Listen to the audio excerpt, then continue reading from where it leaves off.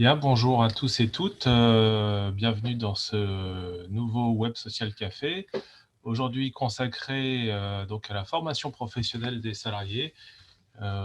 Comme de coutume, en début d'année, on a donc plaisir à vous présenter les différents dispositifs de financement de la formation professionnelle.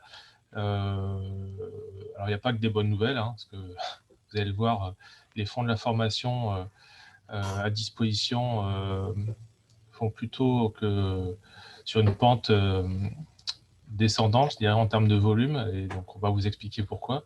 Cela étant, il y a quand même un certain nombre de dispositifs qui sont mis en place, je dirais, sur mesure pour accompagner les développements des compétences, notamment dans cette période un peu compliquée.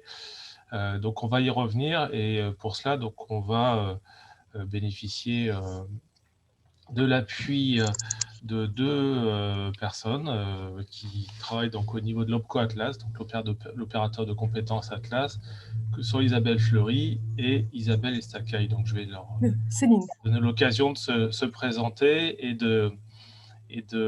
donc ensuite de commenter avec moi la présentation. Je vous inviterai, comme de coutume dans ce genre d'exercice, à poser vos questions au fil de l'eau, donc pas forcément attendre la fin de la présentation, parce que c'est pas très agréable, et au contraire de nous poser vos questions, alors plutôt par le chat, et si jamais on n'arrivait pas à récupérer vos questions, à ce moment-là, vous manifesterez votre désir de prendre la parole. Je crois qu'il y a une petite icône qui permet de le faire en bas, et donc bien évidemment, on essaiera de traiter l'ensemble des questions avec les informations disponibles au moment où on vous parle. Voilà, donc Isabelle, Céline, je vous cède la parole et je vous remercie encore une fois pour vous être prêtée à cet exercice aujourd'hui. Bonjour à tous, nous sommes ravis de partager ce webinaire avec vous ce matin. On est là surtout pour vous présenter les services que peut vous proposer Atlas, sachant qu'on a quand même orienté notre présentation sur les TPE-PME, même si on vous a fait quelques présentations aussi sur les services un peu plus globaux. L'objectif, c'est que vous nous connaissiez mieux, que vous sachiez mieux vers qui vous tournez et vers quoi vous tournez quand vous avez une problématique dans votre entreprise, surtout en ce moment avec la crise sanitaire qu'on traverse et qui est assez particulier pour tout le monde. Et donc, notre objectif aujourd'hui, c'est d'essayer de vous rendre la formation plus accessible et plus claire. Céline, à toi, présente-toi, et puis après, je reprendrai la parole.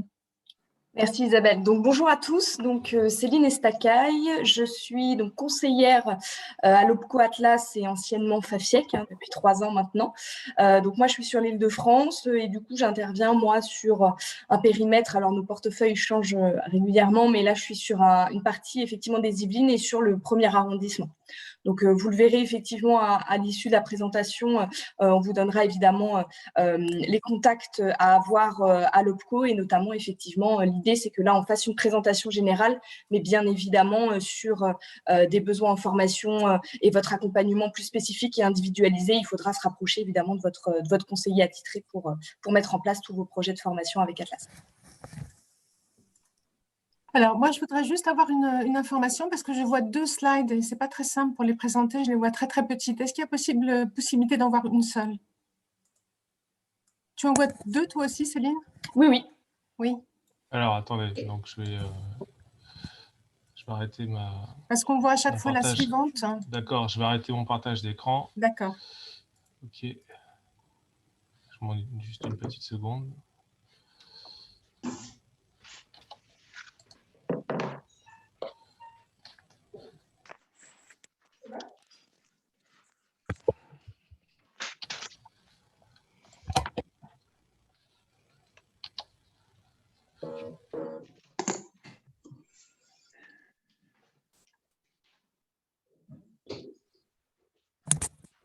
Coucou ma chérie, excuse-moi, ça va.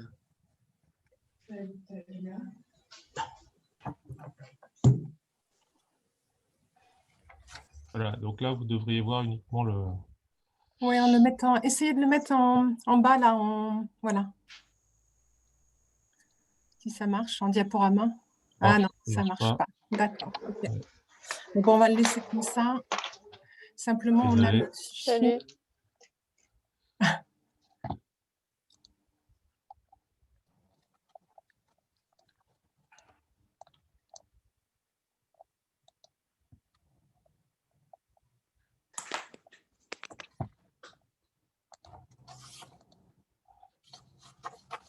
je peux me permettre, il me semble qu'il faut d'abord lancer la présentation et ensuite choisir de partager uniquement l'écran de la présentation.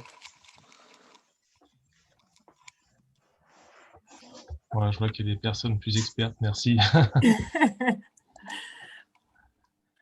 On n'est pas On peut pas tout toujours savoir dans faire. ces moments-là où on a un truc qui ne fonctionne pas. Ou... C'est les joies de la visio.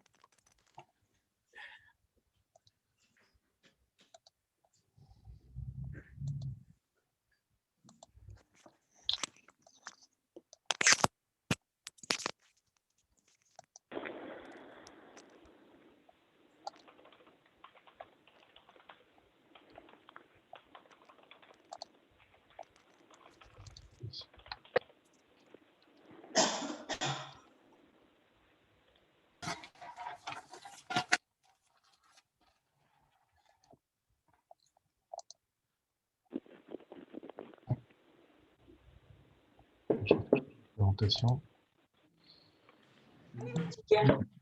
Salut Jean-Philippe. Ça va, oui, oui. J'écoute un truc Sinov là, sur les formations, tu sais. En vrai, ça marche pas, donc... On vous Bon, c'est entend bien, en revanche. moi. On vous entend. Bonjour. Bonjour.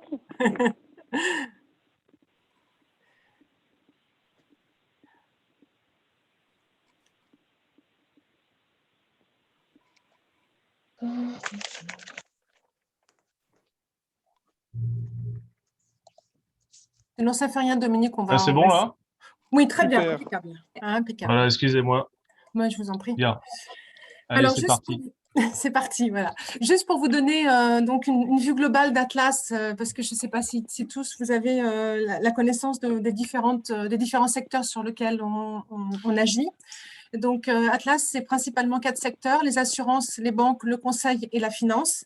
La partie conseil, donc les bureaux d'études techniques, ingénieurs et conseils, qui sont en fait, qui ont été adjoints aux géomètres experts à la surveillance de la qualité de l'air et aux économistes de la construction dans le cadre de la SPP, qui est une section professionnelle que l'on gère au niveau d'Atlas et qui est donc animée par moi, je suis conseillère branche professionnelle et donc j'anime ces sections paritaires. Sur la partie des salariés, donc on est au niveau des salariés que l'on couvre, donc c'est 1 800 000 salariés, dont 32% de TPME, et c'est 108 000 entreprises.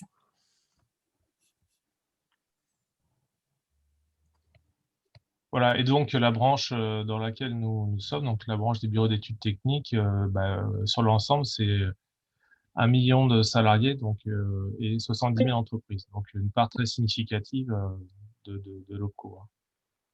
Important de recontextualiser. Donc voilà, on continue. Alors, l'émission de l'OPCO se situe sur 3 secteurs importants.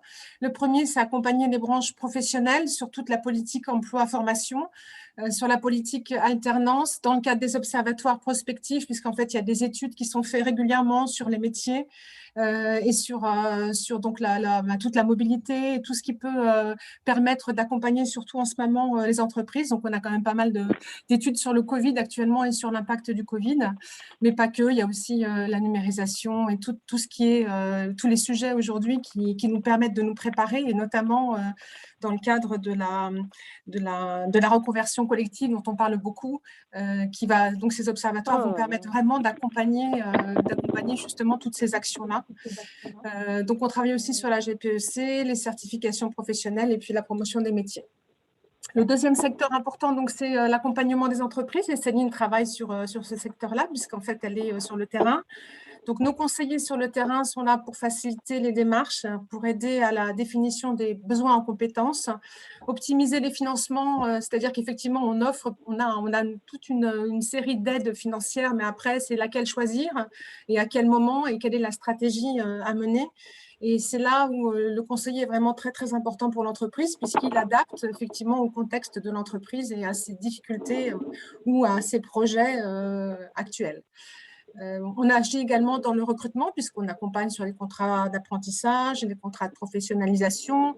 On fait en sorte de mettre en place des salons virtuels actuellement de rencontres, on appelle ça des job dating, entre les entreprises et les jeunes qui cherchent donc des entreprises. Et on fait en sorte effectivement que tout ce monde-là se rencontre.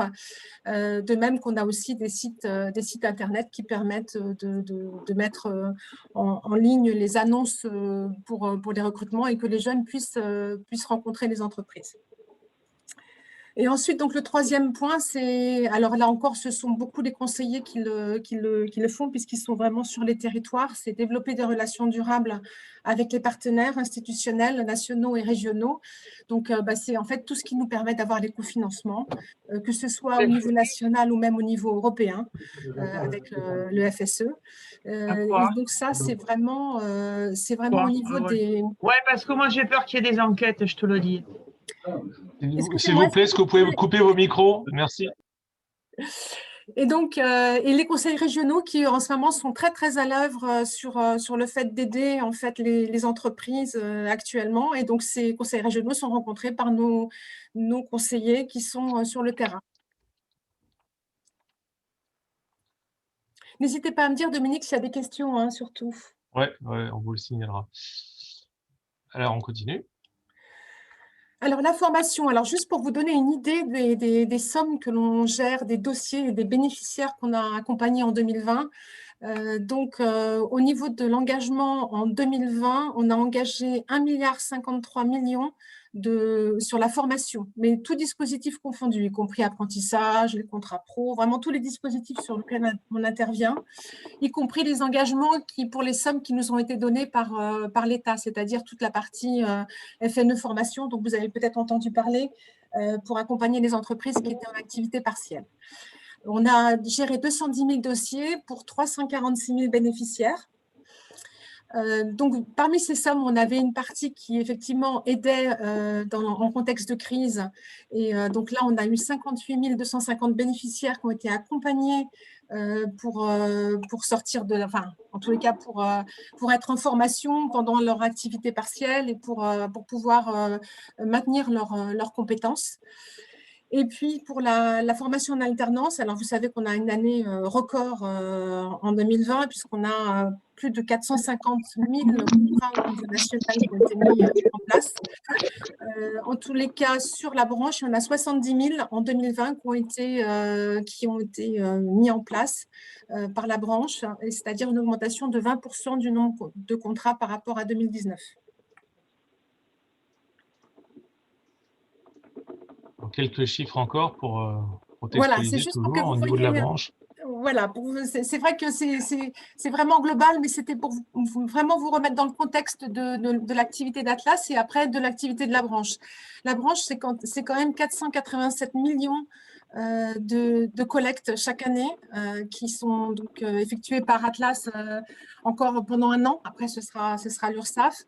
Il y a 133 millions qui concernent des moins de 50 salariés, donc qui sont versés par des moins de 50 salariés. Et puis, il y a 32 millions qui concernent la contribution conventionnelle qui a été décidée par la branche professionnelle et qui porte sur toutes les tranches de salariés. Et concernant les moins de 50 salariés, ça équivaut à 2,3 millions de versements par an sur la contribution conventionnelle. Pour les montants engagés sur la branche, pour l'alternance, on a engagé 472 millions d'euros. Pour la formation des salariés, c'est-à-dire hors contrat jeunes, c'est-à-dire les salariés qui sont en poste et hors accompagnement État, on a financé 95 millions d'euros. Et pour ce qui est de l'accompagnement d'État, à travers le fonds qui a été mis en place pour accompagner les salariés qui sont en activité partielle, on a financé 60 millions d'euros. Ce qui est vraiment énorme pour l'année 2020. Donc, il y a eu un accompagnement très, très fort des entreprises sur la crise et sur le fait de former leurs salariés pendant l'activité partielle. Pour terminer le tableau, quelques chiffres là, mais sur les contrats et les nombres de stagiaires. Alors, il y a 29 154 contrats dans la branche. Et sur les contrats d'apprentissage, il y en a 6 785 sur la professionnalisation.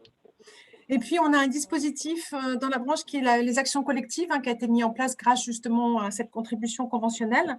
Et en fait, on a beaucoup de thématiques auxquelles vous avez tous accès. On vous a mis plus loin le lien pour que vous puissiez vous y rendre si vous ne l'avez jamais fait. Et ces actions collectives sont à disposition des entreprises à des tarifs négociés, puisqu'on a fait des appels d'offres pour chacune de ces formations. Et donc, cette année, on a 33 431 formations qui ont été mises en place, dont 15 972 pour des moins de 50 salariés. Pour les stagiaires, dans le cadre du plan de développement des compétences, on en a eu 48 126. Et pour les bénéficiaires du plan TPE-PME que vous présentera tout à l'heure Céline, on a eu 2177 bénéficiaires. Alors, j'ai un truc qui me bloque la visibilité. Donc, on a eu des stagiaires pour le FNE de 54 098 stagiaires dans le cadre du FNE formation, donc qui représente les 60 millions dont je vous ai parlé tout à l'heure. Peut-être en complément, Oui. Pardon, ce que je voulais dire, c'est ce qui est intéressant, c'est d'observer donc cette progression des contrats d'apprentissage, probablement dopés aussi par les aides à l'embauche d'apprentis, donc qui ont été mis en place. Avec des critères qui ont été assouplis par rapport à ce que prévoyait la loi en 2018, notamment sur le niveau de formation des personnes qui peuvent entrer en apprentissage dans les entreprises de moins de 250 salariés, tout en bénéficiant donc de cette aide à l'embauche. Donc, il y a eu un effet de vase communicant entre la professionnalisation et le contrat d'apprentissage. Oui. Il y a aussi une énorme campagne pour relancer l'alternance qui a été mise en place par l'OPCO. Qui a commencé donc en juillet et qui s'est terminée donc à la fin de l'année. Et c'est vrai que cette campagne a vraiment porté ses fruits. On a mis en place des job dating pour plusieurs branches professionnelles. On a mis en place énormément de webinaires pour relancer en fait tout ce recrutement. Et puis effectivement, les aides de l'État nous ont bien aidés et ont permis que tout se passe très bien. Et du coup, au niveau national, c'est une année record sur les contrats en alternance. Voilà, donc à présent, oui. Excusez-moi, il est possible de poser une question? Oui, bien sûr. Oui, allez-y. Vous annoncez plus 20% de contrats d'alternance. Si j'ai bien compris, aujourd'hui, les OPCO, depuis 2020, prennent également en charge les contrats de professionnalisation. En fait, on les a toujours pris, les contrats de professionnalisation. C'est les contrats d'apprentissage que l'on prend depuis 2020. D'accord, donc les 20%, c'est bien une augmentation des contrats d'apprentissage. Ce n'est pas noyé avec les contrats pro. Alors, les 20% se portent sur les contrats d'apprentissage. Oui, ce sont les contrats d'apprentissage qui se sont vraiment développés. Les contrats de professionnalisation sont un peu en retrait. D'accord, très bien. Ensuite, je me permets, j'ai encore une question.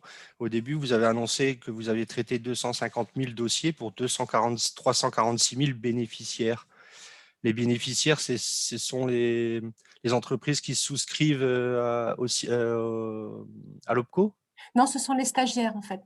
Parce qu'il y a des dossiers où il y a plusieurs stagiaires. On peut avoir des dossiers multi-stagiaires. D'accord, très bien, merci. Je vous en prie.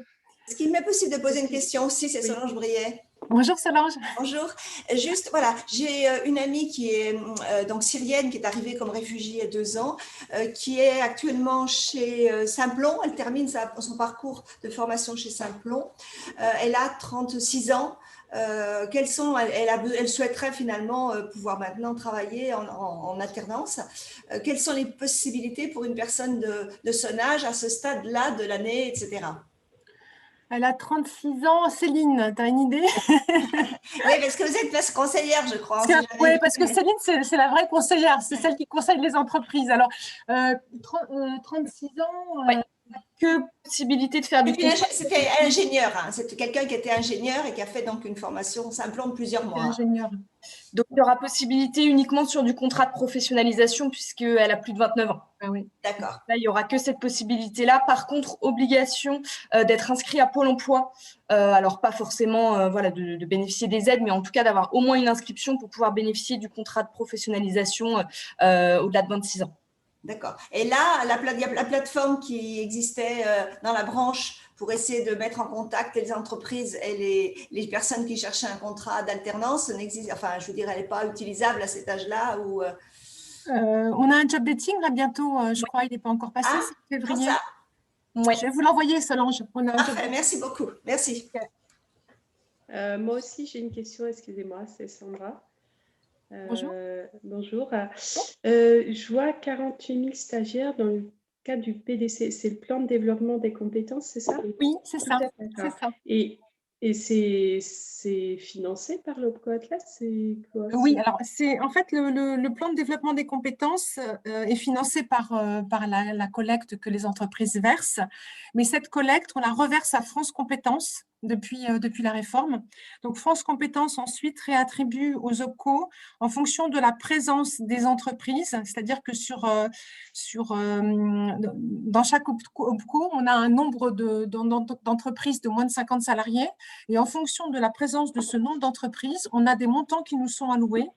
Et ensuite, il y a un pourcentage aussi par rapport au nombre de salariés couverts par ces entreprises. Et après, on sait exactement quelle dotation on a par branche professionnelle pour l'année. Et avec cette dotation, on peut financer donc les formations dans le cadre du PDC. Donc, ça veut dire une partie… Oui, pardon, excusez-moi. Non, allez-y. Parce que nous, on a 3 stagiaires, là. On a eu 3 stagiaires en 2020. Oui. Donc, il est possible de se le faire financer dans le cadre du plan de développement des compétences? Oui. Alors, c'était en 2020, mais c'était quand en 2020? C'était à partir de septembre, je crois. Et là, on va en reprendre. Là. On va reprendre 3 stagiaires. Enfin, régulièrement, on prend des stagiaires, en fait. Alors, attendez, qu'est-ce que vous entendez par stagiaire, vous?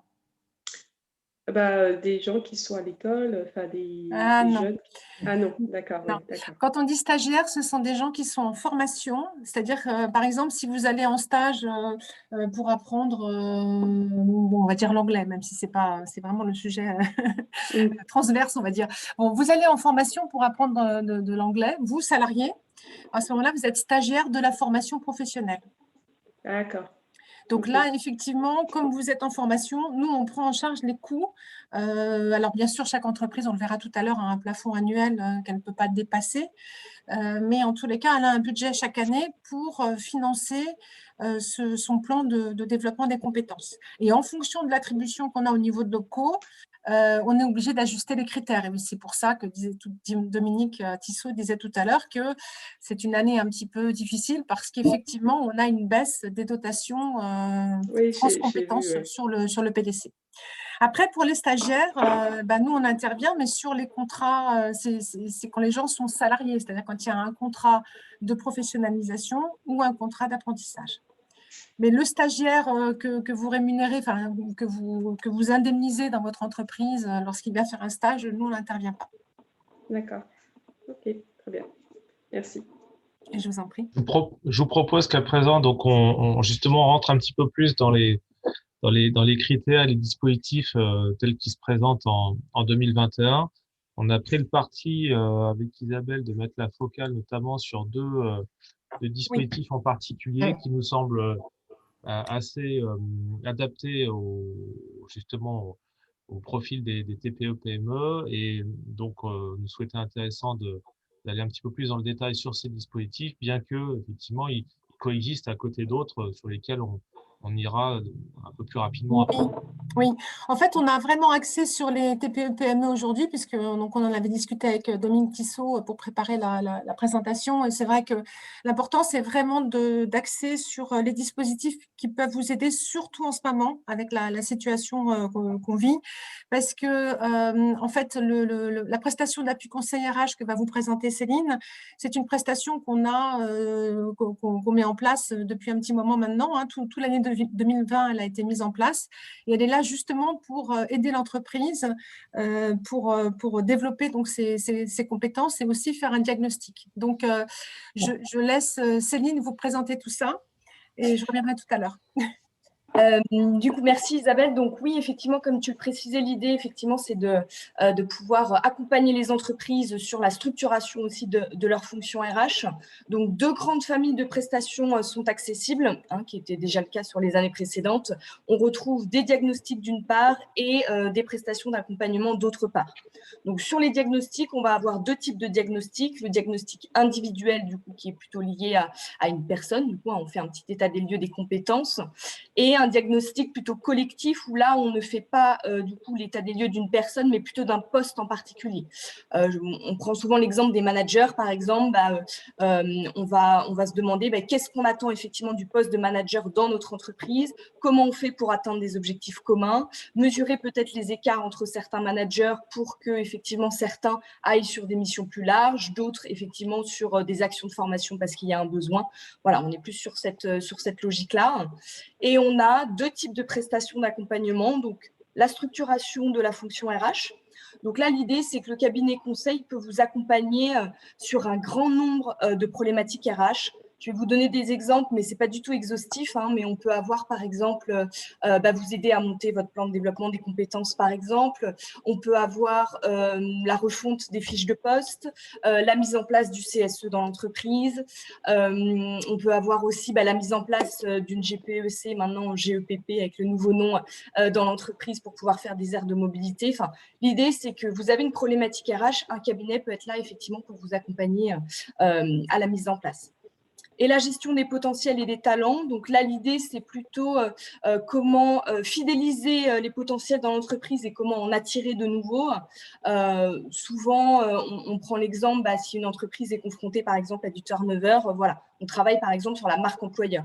Qu'est-ce qui va vous différencier d'une autre entreprise, par exemple ? Donc là, l'idée, c'est qu'on a tout ce maillage, effectivement, qui est accessible du coup en ce début d'année, sachant que on va avoir des nouveautés donc sur la slide suivante sur le mois d'avril, puisque effectivement, on est en train de refondre ces possibilités-là. Alors, je reviens, avant sur cette slide-là. On a eu des nouveautés l'année dernière, puisque effectivement, avec la crise sanitaire, on a intégré des nouvelles thématiques dans ces accompagnements. Donc, typiquement, suite effectivement à la crise sanitaire et peut-être à l'activité partielle qui a été le cas dans quand même beaucoup d'entreprises. Du coup, comment on revient à une activité normale ou en tout cas une reprise en douceur. L'accompagnement aussi à la mise en place du télétravail, parce que ça a été aussi une nouveauté pour beaucoup d'entreprises. Et aussi, voilà, une autre thématique un petit peu plus large, donc préparer les entreprises à intégrer les alternants, donc notamment sur l'intégration parfois à distance, qui peut être aussi un petit peu délicate. Donc ça, c'était les nouveautés suite à la crise sanitaire. Elles sont toujours du coup d'actualité. Et par rapport à l'année prochaine, du coup, à partir du 1er avril, donc sur la slide suivante, on a effectivement une refonte de cette possibilité d'accompagnement. Donc, on va avoir structuré et développé les pratiques RH. Donc là, voilà, on reprend sur l'accompagnement RH qu'on connaissait déjà. Une nouveauté aussi sur l'accompagnement à l'AFEST, donc l'action de formation en situation de travail. Donc, à partir du 1er avril, on aura une prestation d'accompagnement dans ce cadre-là, sachant qu'au préalable, voilà, le conseiller est là aussi pour vous aider déjà à un petit peu voir la maturité de l'entreprise pour voir s'il y a possibilité de mettre en place une AFEST et si effectivement, on va vers cet objectif-là, et dans ce cas-là, le cabinet d'accompagnement prend le relais derrière. Renforcer les dynamiques professionnelles, donc là, voilà, c'est une refonte aussi, mais on retrouve la logique des diagnostics que je vous ai présentés juste avant. Et accompagner la transformation digitale de l'entreprise, donc là aussi, une nouveauté à partir du 1er avril. Donc l'idée, effectivement, d'accompagner l'entreprise sur une nouvelle stratégie de transformation avec, effectivement, l'intégration de l'accompagnement des salariés également. Par rapport aux critères, donc sur la slide suivante, voilà, merci. On a effectivement, alors on a des critères entre guillemets de base qui ont été décidés par la branche, et ensuite on a une possibilité de cofinancement par les directs. Donc là, sur la prise en charge de base, entre guillemets, on a pour les entreprises de moins de 50 salariés une prise en charge à 80% de la prestation, avec 20% restant en reste à charge pour l'entreprise. Sachant qu'il a été décidé donc sur l'Île-de-France jusqu'à la fin du mois de l'année 2021, donc jusqu'au 31 décembre 2021. Pour les entreprises de moins de 50, une prise en charge à 100% uniquement sur les prestations d'accompagnement. Donc, je parlais effectivement de structurer la fonction RH pour les 2 nouvelles thématiques, justement sur la FEST et sur la transformation digitale. Voilà, c'est en pourparler encore avec les directs pour savoir si ces prestations-là peuvent intégrer effectivement la convention qui avait déjà été signée sur les prestations d'accompagnement. Mais en tout cas, voilà, sur l'Île-de-France, sur les prestations d'accompagnement hors diagnostic, on a une prise en charge à 100% pour les moins de 50 salariés. Et pour les Peut-être que pour illustrer… Pour les autres régions, en revanche, renseignez-vous auprès de votre conseiller parce qu'il est possible qu'il y ait des financements également. On ne les connaît pas tous là sur toutes les régions, mais chaque équipe en fait est au plus près des acteurs au niveau du territoire et obtient des financements avec un montage de dossiers spécifiques. Donc, il faut vraiment vous rapprocher de l'OPCO de région, enfin de la région qui est de votre entreprise, en fait, pour savoir si effectivement vous pouvez avoir un financement complémentaire pour ne pas avoir de reste à charge sur ces prestations. Oui, ça existe en Normandie, ça existe en Hauts-de-France, ça existe en Centre-Val de Loire, enfin toute la partie qui est couverte par la région Nantes, etc., et au sens large. Hein. D'accord. Il y avait une question. Dominique, vous Oui, non, c'était moi qui… Ouais, je m'étais permis de prendre la parole. C'était pour peut-être pour illustrer un petit peu le schéma, parce que là, on parle en pourcentage. Concrètement, une entreprise qui souhaiterait donc bénéficier de l'une de ces prestations, qu'est-ce que pour présenter le reste à charge en imaginant que il y ait 20% qui restent donc à sa charge. 150 € la journée, hein, je crois, c'est ça. En général, en fait, les prestations, alors ça dépend, mais en général, sur les prestations d'accompagnement, on est plutôt aux alentours de 5 000 €. Et pour les diagnostics, ça peut être un petit peu moins. On peut être entre 4 000 et 5 000 € pour faire large, pour donner une idée. Et effectivement, sur ces 5 000 €, on aura, donc sur les moins de 50 salariés, une prise en charge à 100%, en tout cas en Île-de-France, ou alors 80%. Et pour les entreprises de 50 à 249 salariés, 50% pour l'entreprise et 50% du coup pris en charge par le Atlas. Donc du coup, on est sur 2500 sur une prestation d'accompagnement à 5 000 €. Et juste pour compléter, parce que je ne l'ai pas mis étant donné qu'on était sur un public TPE-PME, mais sachez que la branche intervient pour les entreprises de 250 salariés et plus sur la conventionnelle pour qu'elle ait les mêmes aides que les 50-299 salariés, c'est-à-dire 50%. Donc, comme l'OPCO n'intervenait pas sur cette tranche de salariés, la branche a décidé de venir en complément pour qu'il y ait une égalité de traitement de toutes les entreprises pour avoir au moins 50% de pris en charge. Parce que c'est un sujet qui est très important en ce moment et donc la branche a estimé que c'était important de s'investir dans cette prestation d'appui conseil. Et donc, bonjour, excusez-moi. J'ai posé une petite question sur le chat. Je ne savais pas trop si c'était mieux sur le chat ou en direct. Je suis chef d'entreprise. Dans le CINAV, il y a quand même beaucoup de TPE dont les chefs d'entreprise doivent tout faire, entre guillemets. J'aurais voulu savoir si ces accompagnements peuvent aussi, si on peut en bénéficier aussi. Voilà. Oui, tout à fait, effectivement. Donc, l'idée, c'est que c'est d'être effectivement, du coup, un adhérent du coup, de l'OPCO Atlas. Mais oui. Vous, en tant qu'effectivement gérant, vous pouvez aussi, du coup, bénéficier de ces accompagnements pour pouvoir structurer après la fonction RH, peut-être embaucher quelqu'un. Enfin, c'est tout à fait envisageable, tout à fait. Bon, super, merci beaucoup. Du coup, autre particularité aussi, indication, on est dans la limite de 2 prestations par an. Donc, on peut effectivement en bénéficier jusqu'à 2 par an et au-delà de 2 par an, ce sera entièrement financé par l'entreprise et pas sur les fonds de l'OPCO. Donc, du coup, sur les prestations d'accompagnement, pareil, on vous l'a mis à la fin sur les ressources. Vous verrez sur notre site, en fait, en fonction de la région dans laquelle vous êtes, vous avez la liste de l'ensemble des prestataires avec lesquels on travaille. Hein, donc, il faut forcément passer par un de nos prestataires pour pouvoir bénéficier de notre accompagnement. L'idée, vous verrez, vous aurez différents cabinets. Vous avez des très petits cabinets ou cabinets un petit peu plus gros, comme BPI, par exemple. Donc, l'idée, nous, on vous conseille toujours d'en contacter plusieurs, d'expliquer votre problématique et après de faire votre choix d'accompagnement par le cabinet que vous aurez retenu. Est-ce qu'il y avait des questions particulières sur ces accompagnements RH avant de passer à la suite? C'est bon pour tout le monde. Je n'ai pas accès aux questions. Non, on n'a pas vu d'autres questions, a priori. Une petite question, s'il vous plaît. Bonjour. Bonjour. Savoir dans quel cadre c'est pris en charge. Est-ce que c'est dans le cadre des actions collectives ou d'un plan de développement des compétences ou d'un plan TPE-PME?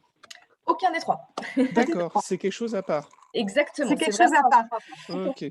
Mais c'est bien que vous parliez du plan d'accompagnement TPE-PME parce que nous, on trouve que c'est une très belle introduction, la prestation d'appui conseil RH, pour justement aboutir sur un plan TPE-PME. Parce que, en fait, le plan TPE-PME que va nous présenter aussi Céline, ce n'est pas des stages qu'on met les uns au bout des autres pour avoir finalement la prise en charge qui est proposée dans ce cadre-là. Le plan TPE-PME, c'est presque un dispositif à part dans le sens où c'est vraiment un projet d'entreprise qu'on souhaite accompagner avec réellement un objectif bien précis. Et si jamais on n'était pas là, l'entreprise ne pourrait pas faire ce projet ou ce serait plus difficile. Voilà. L'accompagnement, on est vraiment là dans de l'accompagnement, alors que les autres dispositifs, on est vraiment dans de la formation. Là, c'est vraiment un accompagnement RH à part. Ok, merci beaucoup. Donc, la transition est toute trouvée. Voilà, c'est ça. TPE. Je vous en prie. Donc, ça, le deuxième dispositif phare.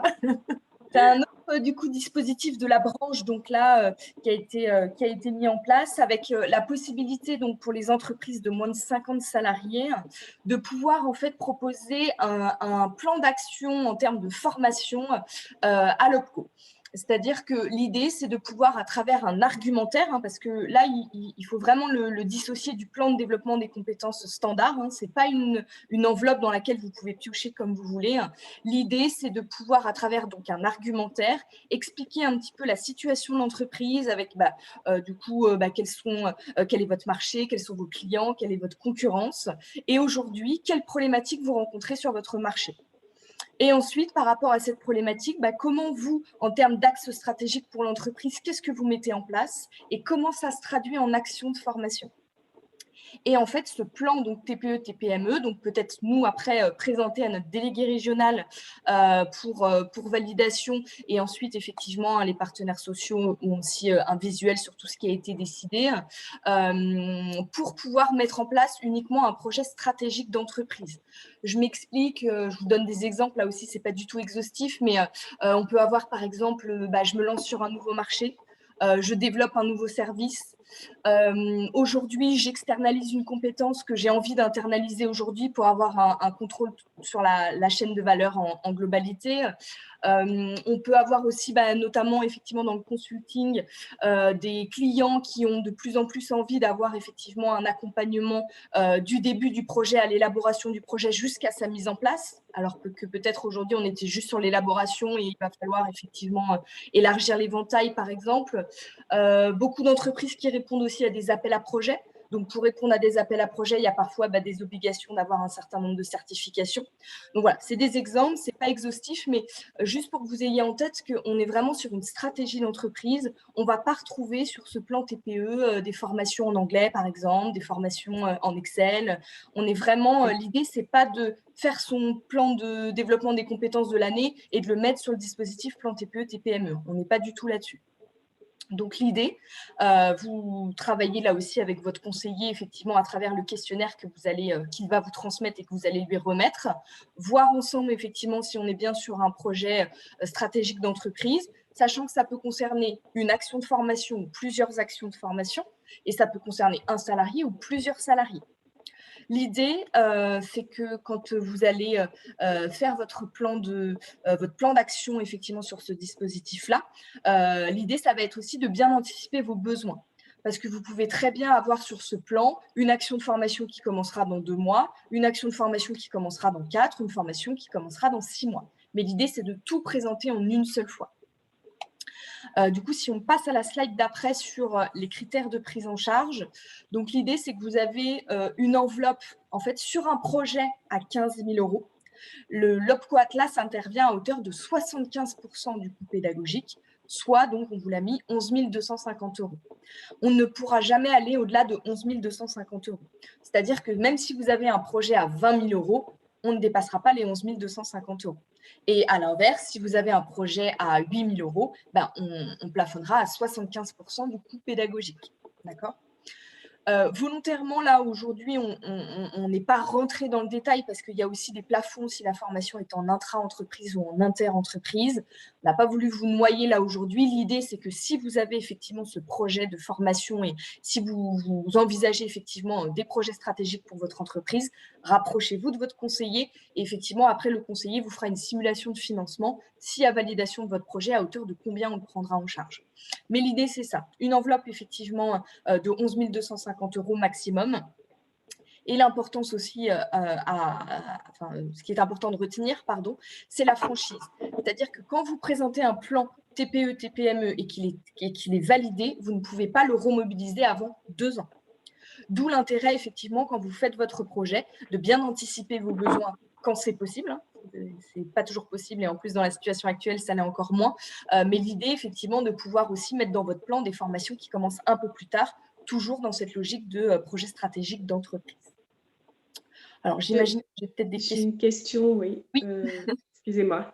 En fait, je pense que je confonds entre le plan de l'OPCO Atlas, qui lui, cette année, pour moi, il est plafonné à 1 500 €. Ça, c'est encore autre chose. Oui, tout à fait. C'est pour ça que je disais, effectivement, vous avez le plan de développement des compétences que vous présentera après Isabelle. Là, c'est une enveloppe dans laquelle vous piochez comme vous le souhaitez. C'est-à-dire, vous faites une formation, vous faites une demande et il y a, évidemment, il faut que la formation soit en lien avec votre activité, mais sinon, il n'y a pas de contrôle particulier. Alors que là, c'est vraiment une enveloppe exceptionnelle qui peut être attribuée pour un projet stratégique d'entreprise. D'accord. Et ça a un lien avec la FEST? On peut faire la FEST avec le plan? On pourrait envisager effectivement la FEST, en fait, il faut le garder à l'esprit. La FEST, ce n'est pas un dispositif de financement, c'est une modalité pédagogique. D'accord ? Tout à fait. Donc, du coup, effectivement, que ce soit sur le plan de développement des compétences ou sur le plan TPE, TPME, on pourrait envisager qu'il y ait une partie de la formation qui soit en FEST, comme une partie de la formation peut être à distance. D'accord. D'accord. Oui, d'accord. Très bien. Est-ce que j'avais d'autres questions sur le sujet ? Mais de toute façon, moi, je vous invite à vous rapprocher. Oui, il y a des questions, notamment une sur la question de savoir si le CQP, les CQP peuvent rentrer dans le cadre d'un plan TPE-PME. Oui, de toute façon, ça peut être certifiant comme non certifiant. Donc oui, ça peut rentrer effectivement dans le cadre d'un plan TPE. L'idée, c'est vraiment de garder en tête, entre guillemets, il n'y a pas de limite effectivement en termes de formation. L'idée, c'est vraiment qu'il faut que ce soit stratégique pour l'entreprise.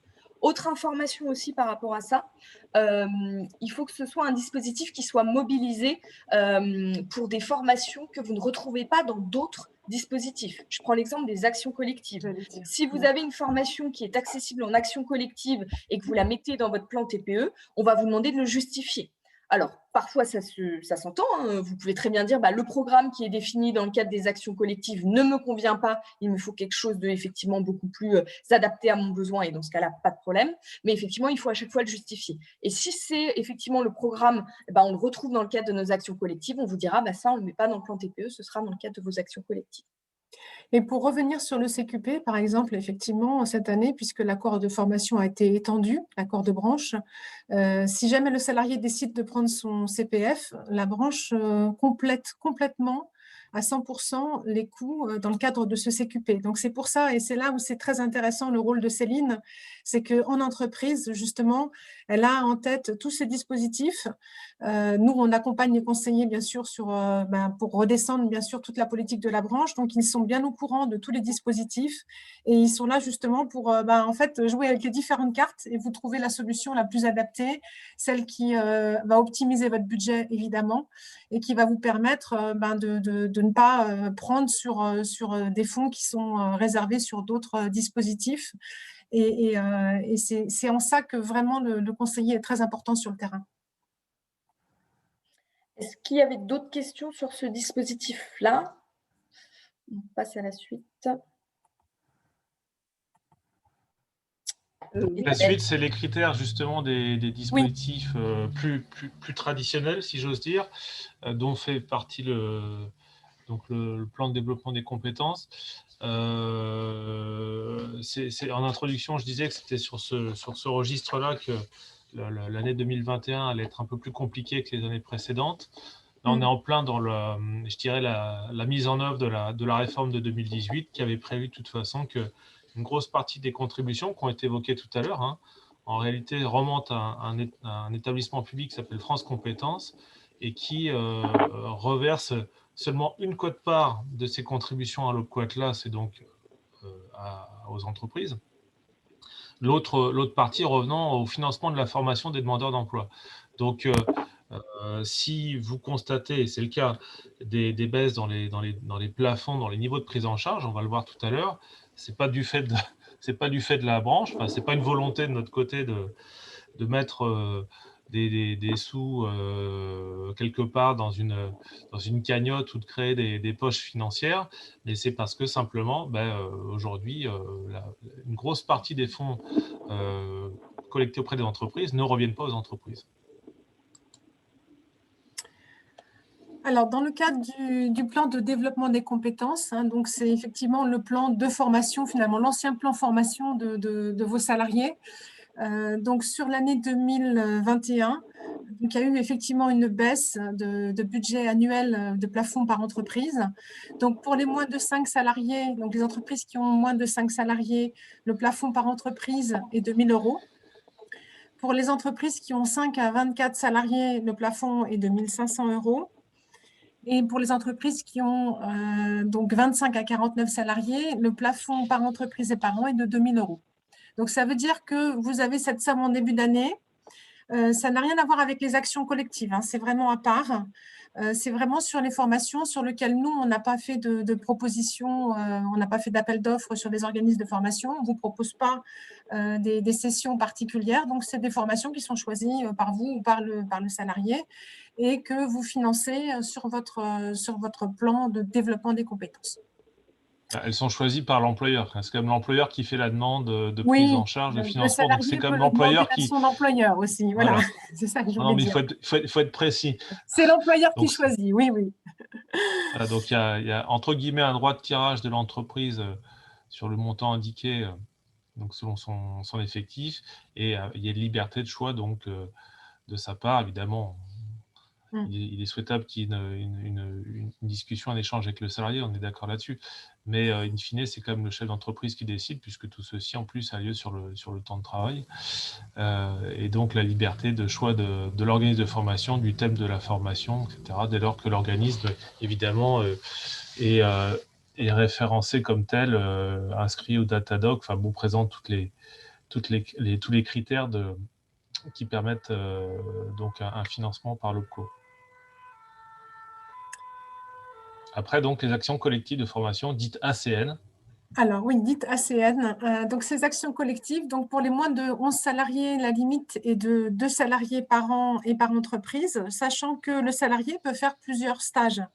Mais on limite à ce qu'il n'y ait finalement que 2 salariés qui en bénéficient dans l'entreprise de moins de 11 salariés. Alors que dans l'entreprise de 11 à 49 salariés, la limite est de 5 salariés pouvant faire plusieurs stages. Alors, le catalogue et toutes les actions collectives, vous aurez un lien tout à l'heure sur les slides. On vous a mis vraiment tous les liens qu'on a pensé utiles pour que vous puissiez aller voir donc toutes les différentes aides qu'on vous a présentées. Pardon, alors, je pose un autre…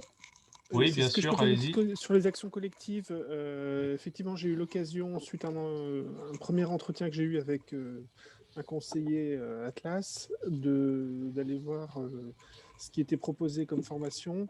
Et en l'occurrence, je recherchais pour un salarié d'origine étrangère des formations en français.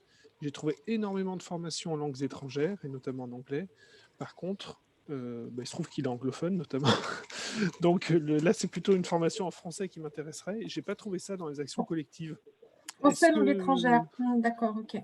Exactement. Et est-ce que c'est quelque chose d'original? Moi, je pensais que c'était quelque chose qui était plutôt prioritaire de former les salariés d'origine étrangère au français, avant même d'apprendre, nous, les langues étrangères.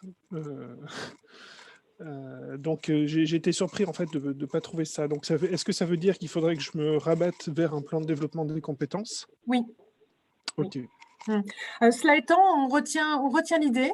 Voilà, au cas où, en tous les cas, c'est vrai que c'est toujours intéressant d'avoir des retours sur ce qui éventuellement manque aux entreprises dans le cadre du catalogue. C'est vrai qu'on essaye de plus en plus de le rendre, ce catalogue, très... bon, bien sûr, il y a des formations en anglais, voilà, mais on essaye aussi de faire en sorte que ce catalogue serve sur des compétences qui sont vraiment utiles à la branche au niveau des métiers.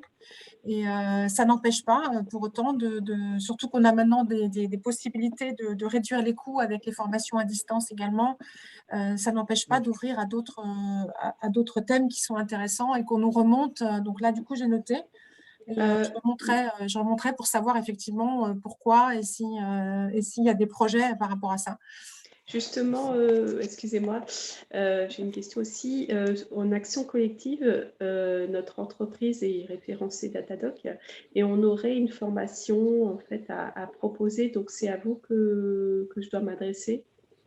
Oui, il faut nous remonter effectivement pour les thèmes de formation, mais sachez que chaque thème de formation qui est ouvert dans le cadre des actions collectives fait après appel on fait un appel d'offres. Oui, tout à fait, oui. Donc, après, c'est le sujet est remonté. Si le sujet manque dans le catalogue, mais après, si c'est un sujet qui est déjà présent dans le catalogue, si c'est un thème de formation qui est déjà présent. Pas un sujet, non, il n'est pas présent en fait. Et nous, on aimerait bien justement développer parce qu'on a de la demande. Je peux vous demander ce que c'est? C'est les bases de l'acoustique du bâtiment en fait, parce qu'on est une entreprise d'acoustique. Les bases de l'acoustique du bâtiment. D'accord. Voilà. Donc, on a déjà fait des formations avant, les années précédentes, et c'est vrai qu'au lieu de passer par le plan, ce serait peut-être bien justement de passer par les actions collectives, parce que c'est des dossiers qui sont très simples à faire. Donc, d'accord. Écoutez, j'ai noté. Merci. Et du coup, c'est vous que je dois contacter si on veut faire remonter. C'est intéressant effectivement que vous me donniez l'information sur ce programme et sur que je connaisse votre organisme de formation. Oui, tout à fait. D'accord. Est-ce qu'il y a d'autres questions? Alors, je crois qu'on les a traitées, celles qui étaient... Oui, s'il vous plaît, j'aurais une question effectivement. Concernant les actions collectives, vous disiez que, en fait, donc pour les entreprises de 25 à 49, enfin moins de 50 salariés, on avait jusqu'à, ouais, c'est ça, on avait jusqu'à 5 salariés en limite pour plusieurs stages. Oui. Est-ce que cela veut dire qu'un stagiaire peut faire par exemple une formation en anglais et une formation logicielle, ou est-ce qu'il faut que ce soit anglais niveau 1, niveau 2, niveau 3 pour que ça constitue une seule action collective? Parce qu'en fait, oui, ça doit être un même projet, parce qu'on a des actions collectives sur lesquelles on a plusieurs modules. C'est pour ça qu'effectivement, on n'a pas limité à un seul module. D'accord, parce qu'en fait, lorsqu'on fait les demandes de prise en charge, à chaque fois, on fait des demandes de prise en charge séparées et on n'a aucune idée de si ça va être dans le même cursus ou pas. C'est un peu... Par exemple, moi, j'ai un collaborateur qui me demande une formation logicielle. Il y a 5 modules, je crois, sur ce logiciel. J'ai aucun moyen de savoir si tout va être compris dans la même action collective, sauf à faire les demandes et attendre le verdict. Alors effectivement, c'est pas spécifié dans les services en ligne, mais quand vous vérifiez sur le catalogue, si vous voyez que vous êtes dans la même filière et que vous allez faire plusieurs demandes, donc plusieurs modules de la même filière, ça ne décomptera pas, enfin ça décomptera votre quota une seule fois, et pour le même salarié, j'entends, et pas effectivement les autres fois. Mais c'est vrai que c'est transparent sur les services en ligne. Mais tant que vous êtes dans la même filière, pour le même salarié, il peut faire tous les modules d'une même filière, ça ne décomptera que de 1 votre quota. Donc même filière, même salarié, d'accord. Ouais. Par contre, si vous inscrivez 2 salariés, là, on décomptera de 2 forcément. Oui, forcément. Ok, merci beaucoup. Ok, donc on continue sur les autres dispositifs de financement possible de formation. Alors oui, sur l'abondement CPF, c'est ce dont je vous parlais tout à l'heure, c'est-à-dire que l'accord de branche a été étendu, hein, puisqu'il était signé depuis presque un an. Et en fait, tant qu'il n'était pas étendu, il n'était pas applicable. Et donc, il y a un article dans cet accord qui prévoit que si le salarié mobilise son CPF dans le cadre des certifications de branche, donc les CQP dont on parlait tout à l'heure, dans ces cas-là, si le salarié mobilise, même s'il n'a que très peu sur son compte, d'ailleurs la mobilisation à zéro est disponible maintenant à la Caisse des dépôts et consignations, donc même si le salarié n'a rien sur son compte et qu'il mobilise le CPF, dans ces cas-là, il y a un abondement complet de la branche à 100% pour que l'entreprise n'ait pas de frais à sa charge. Donc, c'est intéressant à savoir parce que ça vous permet d'optimiser votre plan. Si le salarié, effectivement, souhaite faire ce CQP et que vous êtes limité sur votre plan, vous pouvez aussi faire appel à ce type de cofinancement, on va dire, qui parfois est très bas parce que le salarié n'a plus rien sur son CPF, mais ce n'est pas grave. En le mobilisant automatiquement sur l'abondement, sur le site Mon compte formation, sera présent les abondements de la branche, puisqu'on est en train de faire des ateliers avec la Caisse de dépôt et consignation pour gérer le fait de mettre des fonds de la contribution conventionnelle auprès de la CDC pour financer ces certifications de branche.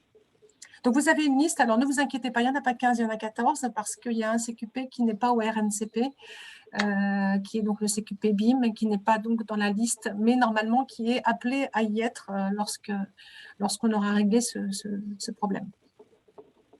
J'ai une question, excusez-moi. Allez-y. Oui. Si, par exemple, on a 1 900 € sur son CPF, on peut décider de... Est-ce qu'on peut décider d'utiliser que 1 500 et non. puis non, ouais, non. c'est ça. Non. Dès l'instant où vous mobilisez, c'est d'abord votre CPF globalement et ensuite viennent les abondements. D'accord. Ok, très bien. J'ai aussi une question, s'il vous plaît. Bonjour. Bonjour. J'entends que ce dispositif est valable pour les CQP. Est-ce que c'est valable aussi pour les titres RNCP? C'est valable que pour les certifications de branche. Vous avez la liste, je vous ai mis un document. Si vous recevez le document en format PDF, vous pourrez l'activer. Sinon, je le renverrai à M. Tissot pour qu'il vous envoie la liste à part. Merci.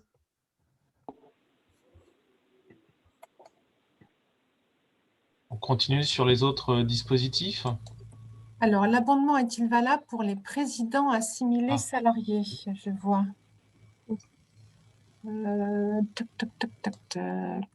Abondement est-il valable pour les présidents assimilés salariés? Assimilés salariés.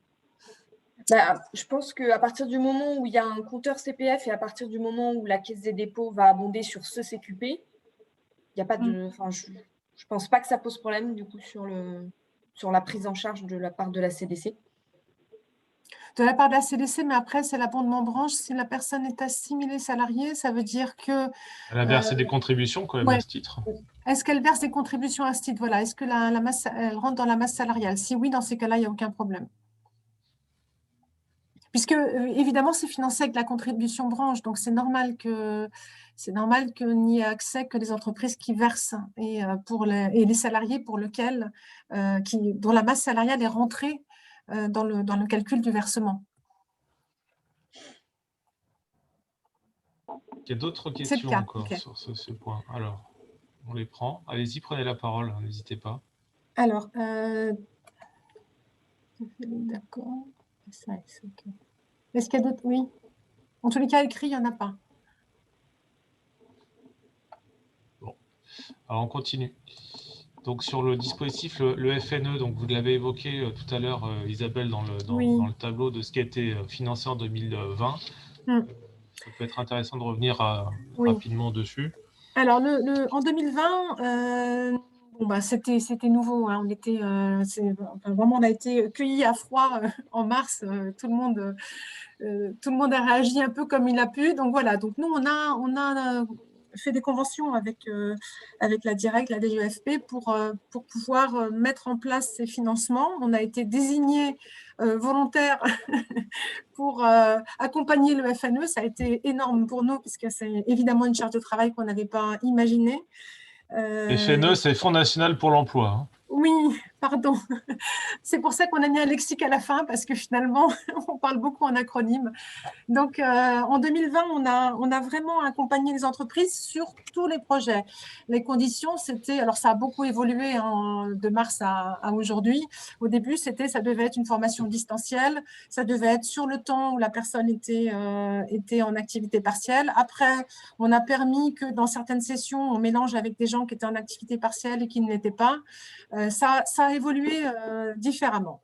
La seule chose, c'est qu'on a ouvert très largement. On avait de l'anglais, on avait un peu de tout, on avait de l'informatique. On n'a vraiment pas limité. L'objectif étant, tant que les salariés sont en formation, ils ne sont pas au chômage. Enfin voilà, on était un peu sur cette partie-là de dire il faut les accompagner au maximum.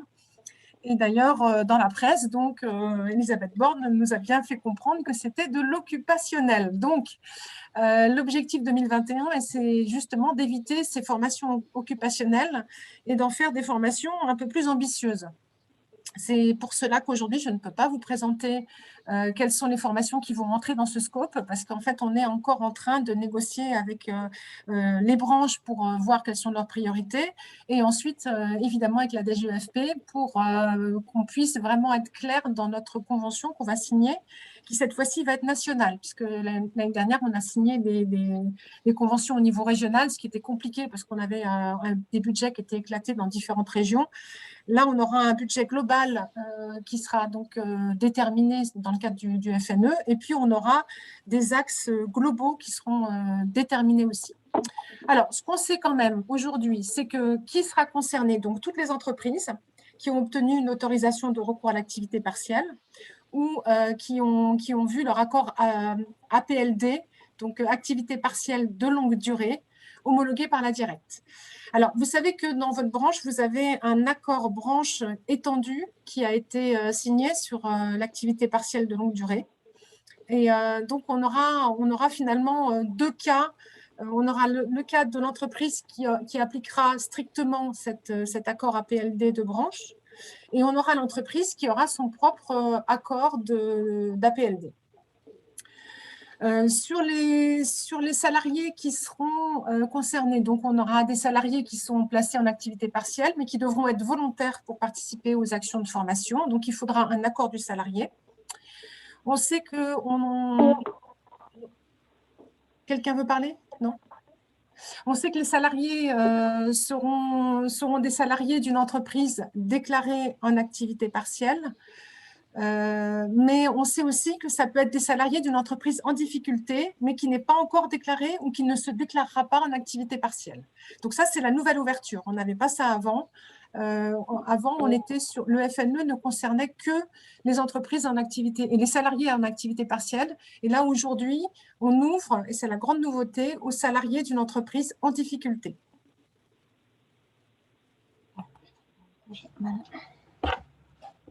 Alors, ce qu'on sait en revanche aujourd'hui, c'est que sur les entreprises de moins de 300 salariés, quelles que soient les conditions dans lesquelles l'entreprise sera, il y a 100% de frais pédagogiques qui sont pris en charge. Donc ça, c'est une très, très bonne nouvelle pour les entreprises inférieures à 300 salariés.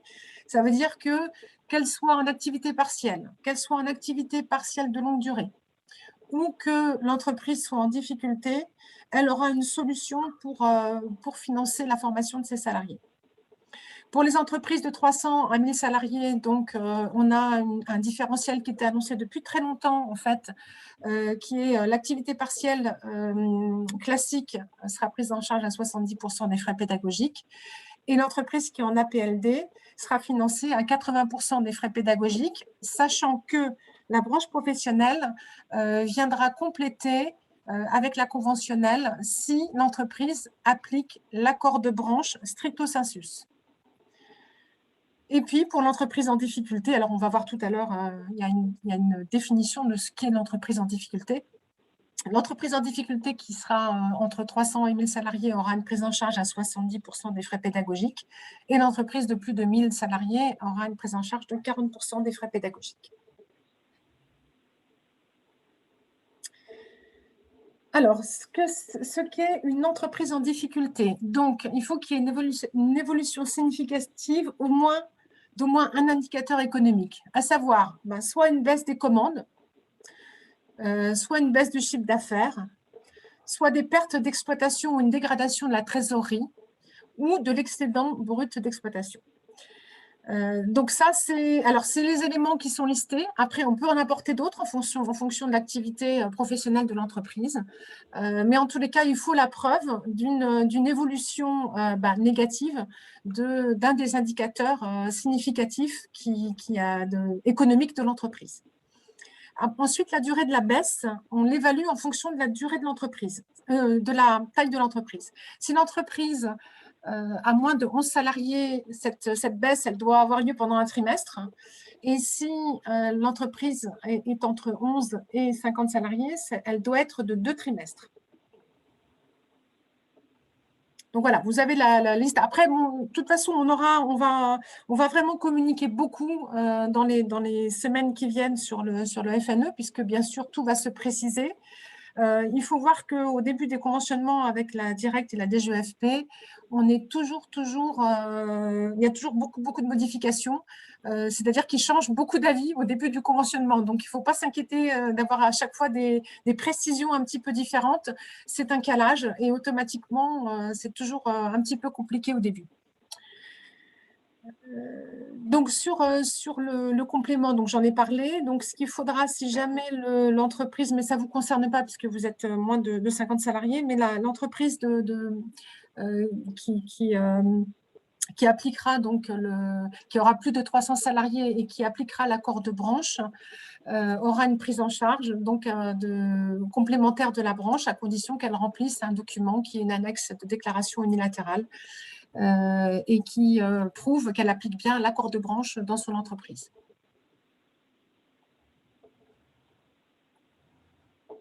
On va passer à la slide suivante, Dominique. Et donc, sur la manière dont tout ceci peut être fait en pratique. Alors ça, c'est du pratico-pratique. Je vais laisser après la parole à Céline, mais juste vous dire que moi, lorsqu'il y a un message de branche, c'est là que je vous le mets pour l'instant. Alors, le service va évoluer, mais en tous les cas, quand vous rentrez dans My Atlas pour saisir vos dossiers, surtout lisez bien les petits messages que vous avez et qui vous donnent toutes les indications. Notamment, l'année dernière, c'était l'indication de vous dire que les dossiers devaient être déposés rapidement puisqu'on était un peu en rupture de fonds, il faut le dire.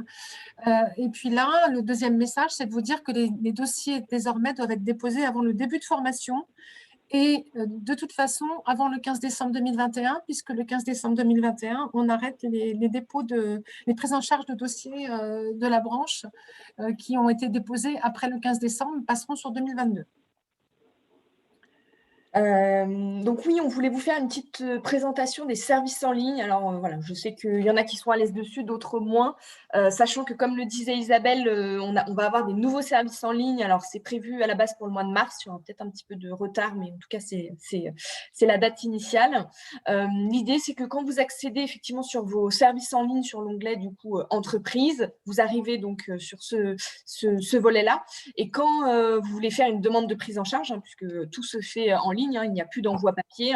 Vous devez cliquer donc, sur Nouvelle demande donc, en haut à gauche et ensuite choisir le dispositif donc, qui concerne votre demande. Donc, soit c'est toujours le plan qui correspond au plan de développement des compétences. En haut, vous avez les actions collectives. Voilà, on ne va pas tous les détailler, mais vous avez le CDI de chantier, la VAE aussi, tout ce qui concerne l'alternance, les contrats d'apprentissage et les diagnostics et prestations d'accompagnement aussi dont on a parlé tout à l'heure. Donc, toutes les demandes doivent se faire impérativement en ligne et avant le début de la formation impérativement. Juste après, je voulais revenir sur deux choses sur les services en ligne. Vous avez en haut le petit onglet donc entreprise avec un menu déroulant. Si jamais vous gérez plusieurs entités ou plusieurs SIRET, vous avez effectivement la possibilité de choisir l'entité concernée avant de faire votre demande de prise en charge. Ensuite, vous avez donc là la facturation en ligne hein, sur les petits onglets à gauche. Sur la facturation en ligne, du coup, c'est que si vous avez un dossier sur lequel vous avez décidé de passer en remboursement et pas en subrogation de paiement, c'est-à-dire que ce sera à vous de nous faire une facture, toutes les factures devront être déposées sur cet onglet-là et pas directement sur les documents du dossier, parce que si vous allez directement sur le dossier et vous déposez dans les documents, c'est transparent pour le service paiement. Donc, il faudra impérativement aller dans cet onglet-là, facturation en ligne. Autre aussi petite information sur la partie courrier, vous avez la possibilité de dématérialiser vos courriers. Donc, n'hésitez pas à aller dans l'onglet courrier et d'activer la dématérialisation pour que vos courriers vous parviennent directement par mail. Parce qu'on sait que par voie postale, alors déjà, ça met plus de temps et puis tout n'arrive pas toujours à bon port. Donc, ça peut être intéressant de passer par la dématérialisation. Donc, voilà, là, c'était juste un petit focus sur les services en ligne, sachant que voilà, ils vont être modifiés dans quelques semaines. Du coup, sur la slide d'après, voilà, on voulait vous refaire aussi une petite présentation, donc vous redire que l'OPCO effectivement est présent donc sur l'ensemble des régions, hein, avec soit effectivement un accompagnement individuel par conseiller, j'y reviendrai juste après, soit des accompagnements un peu plus collectifs, donc notamment dans le cadre des réunions d'information collective qu'on avait l'habitude de pratiquer jusqu'à l'année dernière, mais voilà, la crise sanitaire est venue du coup chambouler un peu les habitudes et du coup maintenant on propose forcément plutôt des webinaires. Hein. Donc, tous les webinaires sont également enregistrés et disponibles en replay sur notre site internet. Donc sur différents sujets. On a aussi donc en structuration interne, hein, on va avoir les conseillers qui sont effectivement présents sur le terrain directement en lien avec les entreprises. On va avoir aussi les conseillers téléphoniques donc qui répondent au téléphone et qui vous donnent un premier niveau de conseil. On va avoir aussi toute la partie middle office qui va étudier les dossiers et puis après différents services, que ce soit du coup le service partenariat, le service des branches, les services effectivement aussi des projets et des innovations. Enfin, voilà. L'idée, c'est qu'on travaille tous ensemble, effectivement, sur des choses un petit peu différentes et complémentaires pour pouvoir vous proposer un accompagnement le plus global possible. Au niveau des contacts, pareil, on voulait vous refaire un point sur les différents contacts. Donc, on vous a remis le lien vers notre page Internet sur les contacts, donc avec effectivement un numéro dédié aux entreprises, aux prestataires et aux particuliers, avec aussi des pas à pas, vous le voyez sur la droite, pour effectivement, du coup, créer votre compte en ligne. Vous avez aussi, donc sur la page d'après, vous avez aussi sur votre espace en ligne, sur les services en ligne, je vous ai mis un petit focus. Quand vous arrivez sur la page d'accueil, vous avez aussi donc, vos interlocuteurs en bas avec le nom du conseiller et le nom de l'analyste. Alors, ne faites pas attention au nom de l'analyste parce que les portefeuilles sont en train d'être revus, mais vous avez ici l'indication du nom de votre conseiller. Donc, n'hésitez pas à le contacter directement. Sachant que pour l'adresse mail, hein, on a tous la même version adresse mail. C'est la première lettre du prénom, suivie du nom de famille. Sans espace. Voilà, sans espace, sans tiret, tout attaché, @opco-atlas.fr. Donc voilà, s'il y a un doute, vous appelez la plateforme, ils vous donneront les coordonnées de votre conseiller. Mais voilà, l'idée, c'est de pouvoir contacter la plateforme pour toute question, notamment concernant les dossiers. Et s'il y a besoin d'un accompagnement, que vous puissiez vous mettre en lien avec votre conseiller directement et de façon individualisée. Donc, n'hésitez pas à le faire. Et voilà, on vous a remis donc voilà, tous les liens utiles du coup, dont on a parlé ce matin. Donc, les critères de prise en charge. On vous invite vraiment à bien regarder régulièrement les critères parce qu'ils sont amenés à changer, ils peuvent être amenés à changer au cours de l'année. Donc, n'hésitez pas, avant de faire une demande de prise en charge, d'aller voir les critères pour savoir si rien n'a changé. Les services MyAtlas, donc pour avoir votre compte en ligne avec tous les pas à pas aux besoins. Les prestations d'appui conseil RH dont on a parlé, donc avec les différents, le détail des prestations avec la liste des cabinets.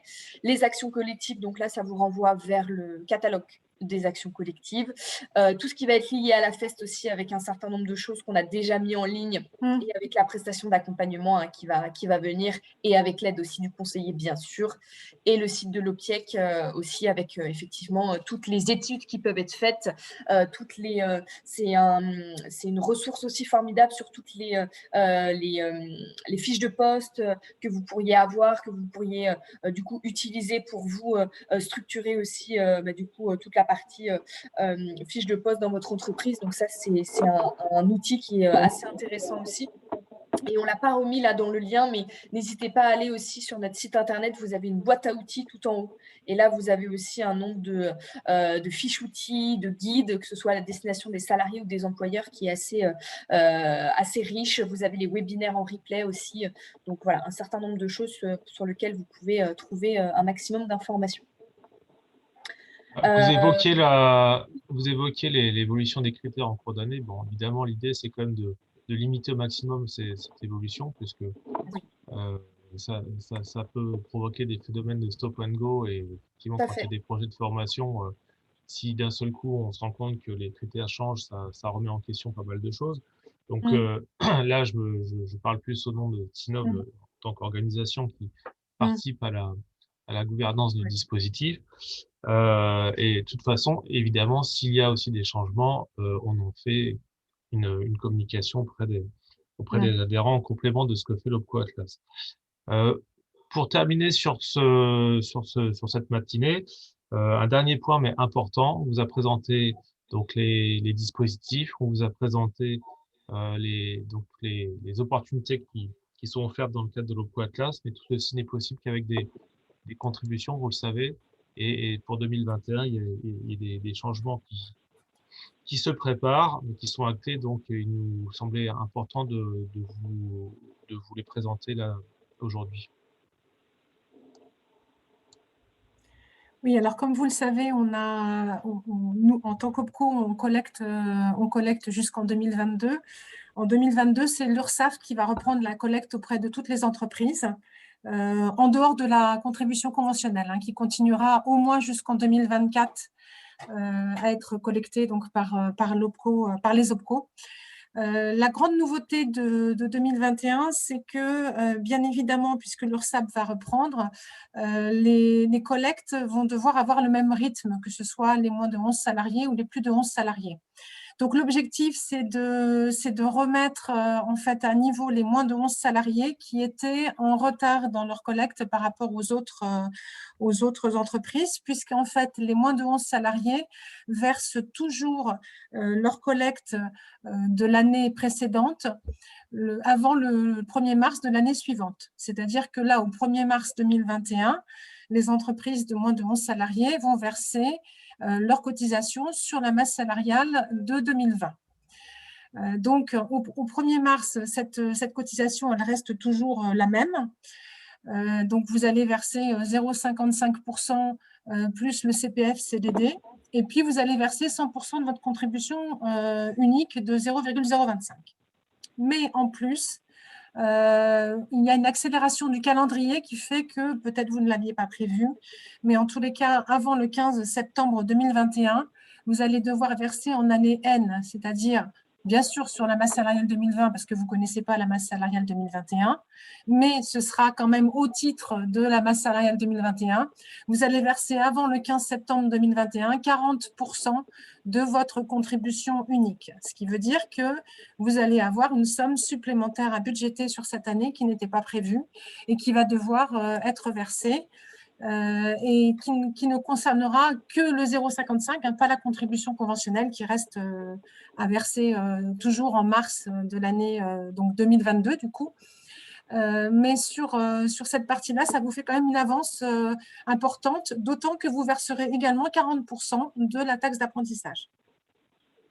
Ensuite, le solde sera versé avant le 1er mars 2022 ce sera donc 60% de la contribution. Et puis le rattrapage, puisque vous aurez calculé vos 40% sur une masse salariale 2020, il faudra faire un petit rattrapage 2021 sur les salaires réels, de façon à verser un solde le 1er mars 2022, qui sera le dernier versement que vous ferez à l'OPCO Atlas, puisque sur la partie contribution unique, c'est l'URSSAF qui reprendra derrière, et nous, on continuera sur la contribution conventionnelle. Donc, ce qui est important de retenir, évidemment, c'est très précis, mais c'est surtout que donc il va y avoir un décaissement supplémentaire à prévoir dès cette année, donc au niveau de la trésorerie, ce qui n'est pas neutre par les temps qui courent. Peut-être que pour illustrer un peu plus le propos aussi, on essaiera de vous faire passer quelques exemples de calculs, parce que ça peut rester un peu abscon là quand on n'est pas dans le sujet quotidiennement. Je pense que c'est la plupart d'entre nous. Et donc de telle sorte que justement les personnes puissent se projeter un petit peu mieux et voir ce que ça représente, donc ce qu'il faudra verser au 15 septembre, si jamais elle ne l'avait pas anticipé, ce qui à mon avis est le cas, puisque le décret étant du 29 décembre 2020, on n'avait pas tous ça à l'esprit lorsqu'on a fait le réveillon. Alors, je vois une question de la part de Vianney qui est tout à fait justifiée. Je l'ai signalée. J'ai demandé à ce qu'on retire cette histoire de solde, parce que ce n'est pas un solde, c'est bien 100%. D'accord, très bien. C'est une erreur sur le site et j'ai demandé qu'on la modifie, donc elle n'est toujours pas modifiée. OK. Je vais faire une petite relance. Merci, Vianney. Je vous en prie.